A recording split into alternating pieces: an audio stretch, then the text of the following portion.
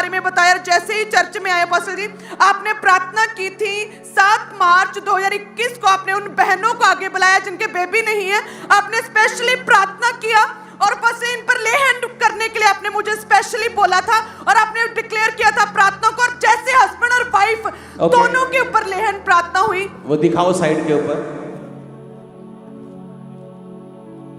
और कहते हैं कि जैसे इस प्रार्थना हुई, इन्होंने वचनों को ग्रहण किया और कहते हैं तभी एकदम से इनकी बॉडी में गर्माहट महसूस हुई और फर्स्ट टाइम, कहते हैं लेहन के बाद फर्स्ट टाइम प्रेग्नेंट हुए शादी के 9 साल में, और 9 महीने बाद परमेश्वर ने बेबी बॉय के साथ ब्लेस किया है। उस प्रेयर को जब आपने रिसीव किया था पुलपिट से, तो क्या लगा था आपको? ऐसे जैसे गर्माहट खूब ज्यादा हो रही थी। गर्माहट लगी? हाँ जी। क्या किसी ने कोई गरम जलेबी खिलाई क्या? नहीं सर। गर्माहट कैसे हो गई?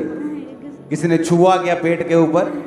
हाँ, मैंने प्रार्थना किया, फिर ऐसे गर्माहट से गर्मी लगने लगी, फिर गर्मी लगने लगी। हाँ जी। और जब घर गए चेक किया कुछ दिन बाद तो प्रेग्नेंट थे। हाँ जी। 9 महीने बाद लड़का हुआ है। हाँ जी। अरे तुम रो काहे रहा है? सर पहली बार हुआ है? अरे पहली बार ही होता है सबके। सर 9 साल बाद सर 9 साल बाद किसी को बेबी खिलाना, तो जिसके बच्चा नहीं उससे पूछो जिसके। अब इसको कोई ये बोल के दिखाओ कि जीसस को नहीं मानना, तुम्हारी कैसे एक करेगा टंगड़ी बसरी? हाँ, वो बंदा जो शर्मिंदगी में सालों से मेडिकल साइंस के पास गया, डॉक्टर्स के पास गया, वैद्यों के पास गया, प्रेयर करवाई तो लगा गरम गरम लग रहा है। हम पाखंडी नहीं, तुम पाखंडी हो जो जीसस के कामों का विरोध करते हो। उन्हीं कंट्रीज में जाते हो और उन्हीं का विरोध करते हो।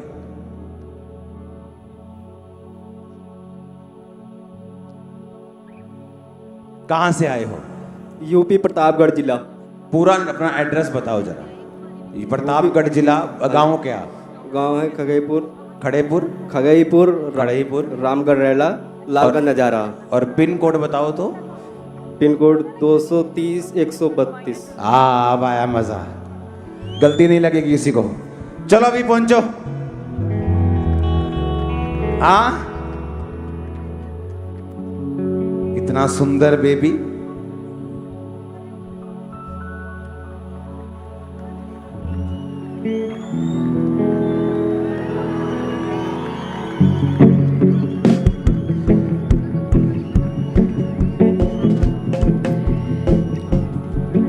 वो तुम्हारी इस गवाही को इस्तेमाल करे, दूर दूर तक तुम्हें इस्तेमाल करे। आमीन। आमीन हो जाए। ये बरकत तुम्हारी है और खुदाबंद तुम्हें और भी ब्लेस करे, वो तुम्हारी कोख को फलवंत रखे रहे। आमीन हो जाए। ये बरकत आपकी है। Hallelujah, hallelujah.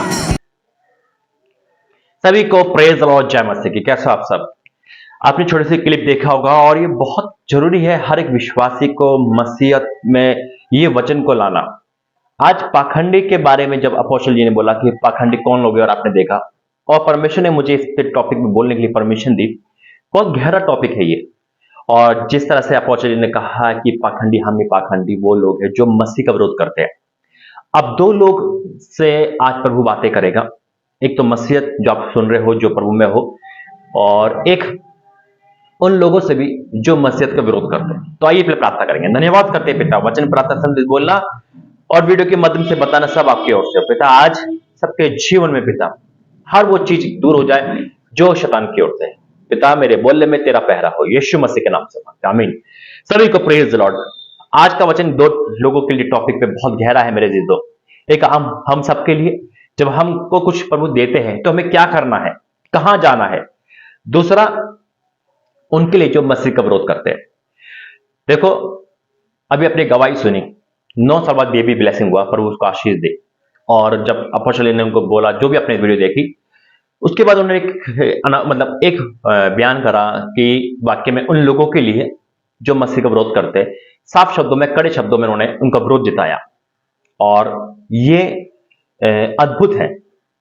उन्होंने कहा वाक्य में कि मसीह की कंट्री में जाते हैं और उन्हीं का विरोध करते हैं, पाखंडी है, क्योंकि वह मसीहत को नीचे दिखाते वगैरह वगैरह, हम सब जानते हैं। लेकिन आज पर उन्हें दो लोगों से फिर से बात करने के लिए बोला है, दो से वही जैसा अभी मैंने कहा, और वचन भी दो लोगों के लिए परमिशन दिए। दो लोगों का मतलब दो लोग नहीं, यानी कि दो कैटेगरी के, एक वही जो हम और आप है, एक वो जो मसीह विरोध करते हैं। पर उन्हें क्या क्या बताया है, बहुत ध्यान से सुनना है, बहुत गहरा टॉपिक है। आइए प्रार्थना करेंगे वचन के लिए। धन्यवाद करते पिता, आज का वचन सबके जीवन में कार्य करे, यीशु मसीह के नाम से, आमीन। पहली बात, इस भाई को बेबी ब्लेसिंग हुआ 9 साल के बाद, और ये धन्यवाद देने परमेश्वर में आया। आज सबसे बड़ी गलती हम ये करते हैं कि हमें ब्लेसिंग मिलने के बाद हम उसके बारे में बताते ही नहीं है, गवाही नहीं देते। मैं हमेशा कहता हूं गवाही देना कितना जरूरी है। देखो इन्होंने गवाही दी और उसके बाद उन्होंने और आशीष पाई, हालेलुया। जब उन्होंने अपोस्टलीय भविष्यवाणी करी, ये और इनकी गवाही फैले और इनको वंश चले, तो ये बहुत बड़ी ब्लेसिंग है। लेकिन हम बहुत ये करते हैं कि हम वादे तो बहुत करते हैं परमेश्वर से, हम बहुत कुछ लेना चाहते हैं, लेकिन मिलने के बाद हम परमेश्वर के भवन नहीं जाते। हम इनफैक्ट कॉल करके बताते नहीं, पास्टर जी मेरे आपने प्रार्थना की थी या प्रभु ने मेरी प्रार्थना का जवाब दिया, हालेलुया। नौकरी नहीं मिल रही, ये तो 10 फोन आ जाएंगे, मिल गई तनख्वाह भी ले ली, एक फोन नहीं आएगा, एक मैसेज नहीं आएगा। क्यों? क्योंकि डर लगता है, अरे हम बताएंगे तो पास्टर कहेंगे अरे ये करो वो करो। ऐसा नहीं है। जिस तरह से हम प्रार्थना निवेदन देते हैं उससे बढ़कर है गवाही देना, हालेलुया, और परमेश्वर का आदर करना। इन्होंने परमेश्वर का आदर करा, ये भवन में आए, लेकिन कंटिन्यूटी बनाए रखना, क्योंकि आशीष मिलने के बाद, चाहे वो चंगाई की हो चाहे कोई भी हो, इंसान प्रभु के भवन में नहीं दिखता है, फिर वो अपनी मौज मस्ती में दिखता है। और परमेश्वर ने क्या कहा है सुनो वचन में। पहला वचन जो प्रभु ने मुझे दिया है वो है यूहन्ना 5 अध्याय। मैं इसको रेफरेंस में बताऊंगा। 5 अध्याय हम जानते हैं एक व्यक्ति जो 38 साल से बीमार है, प्रभु यीशु मसीह जाते, पूछते, उनके पास कोई नहीं था 38 साल वाले व्यक्ति के पास, लेकिन यीशु मसीह तरस खा के कहते हैं, क्या कहते हैं, मैं इसका 8 और 9 से पढ़ूंगा। यीशु ने उससे कहा, उठ अपनी खाट उठा और चल फिर। वह तुरंत चंगा हो गया और अपनी खाट उठा के चलने फिरने लगा।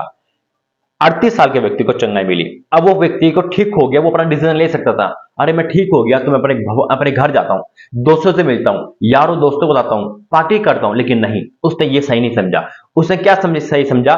इसी का 14 यूहन्ना 5 का 14 में लिखा है, इन बातों की बात, यानी कि जब ये 38 साल का व्यक्ति यहूदी लोगों को मिला, वहां से सब लोगों को मिला, सबसे उन्हें बताया कि यीशु मसीह ने कैसे काम करा मेरे जीवन में। उसके बाद का क्या है? इन बातों की बात, यीशु को वह मंदिर मिला, जैसे ये भाई भवन में मिले। आशीष मिलने के बाद हमें कहां जाना है? परमेश्वर के मिलने जाना है, परमेश्वर से बात करने जाना है, धन्यवाद देने जाना है। इन बातों के बाद यीशु को वह मंदिर मिला। यीशु ने कहा, देख तू चंगा हो गया है, फिर से पाप ना करना, ऐसा ना हो कि कोई भारी विपत्ति तुझ पर आ पड़े। तो ये यीशु मसीह का पहली वार्निंग है कि आशीष मिलने के बाद उसे खोना नहीं है, उसे बनाए रखना है। आशीष मिलना आसान है, मेरे से तो प्रार्थना करेंगे, लेकिन आशीष को बनाए रखना सबसे कठिन होता है, क्योंकि आशीष मिलने के बाद इंसान शैतान को महिमा देता है, और शैतान यही कहता है अब तो ठीक हो गया, अब तेरे पास सब कुछ आ गया, अब एंजॉय कर, आनंद कर, दोस्तों में जाकर सब कुछ कर, लेकिन प्रार्थना मत कर, टाइम कम कर दे। और ये होता है आशीष को खोने का तरीका। और इसके बाद प्रभु बात कर रहा है अब उन लोगों से जो विरोध करते हैं। अब परमेश्वर ने क्या बोला है? जैसे अपोस्टल ने बोला कि पाखंडी वाक्य में क्रिसमस मत मनाओ, है ना, ये कर दो वो कर दो, हालेलुया के नारे क्यों लगाते हो, धर्म परिवर्तन क्यों करते हो, वगैरह वगैरह वगैरह। अब परमेश्वर ने कौन सा वचन दिया है उन लोगों के लिए जो मसीह विरोध करते हैं? वो हार जाएंगे मेरे चीजों, क्योंकि परमेश्वर कभी नहीं हारने वाला। उसका वचन आग है, वो बढ़ता रहेगा। और उसको जो प्रभु ने मुझे वचन दिया है वो है hallelujah in the name of Jesus. Romeo की पत्री उसका 2 अध्याय और उसका 8वां वचन, रोमियो 2 का 8वां लिखा है, पर जो विवादी है और सत्य को नहीं मानते। अब सत्य कौन है? यीशु मसीह। वचन कहता है सत्य को जानोगे सत्य तुम्हें स्वतंत्र करेगा। वो सत्य को नहीं जानते, यीशु मसीह को जानना ही नहीं है, क्योंकि उनके पाप क्या है, उनके पाप उनको जाने नहीं देते, उनको मौज मस्ती अच्छा लगता है। वो जानते यीशु मसीह आने वाला, जानते परमेश्वर ही सब कुछ सच्चा खुदा है, परमेश्वर यीशु मसीह सच्चा खुदा है, लेकिन नहीं मानते, विवाद करते। अब यहां लिखा है वचन में, पर जो विवादी है और सत्य को नहीं मानते वरन अधर्म को मानते हैं, अधर्म अच्छा लगता है उनको, अधर्म को मानते हैं, उन पर क्रोध और कोप पड़ेगा।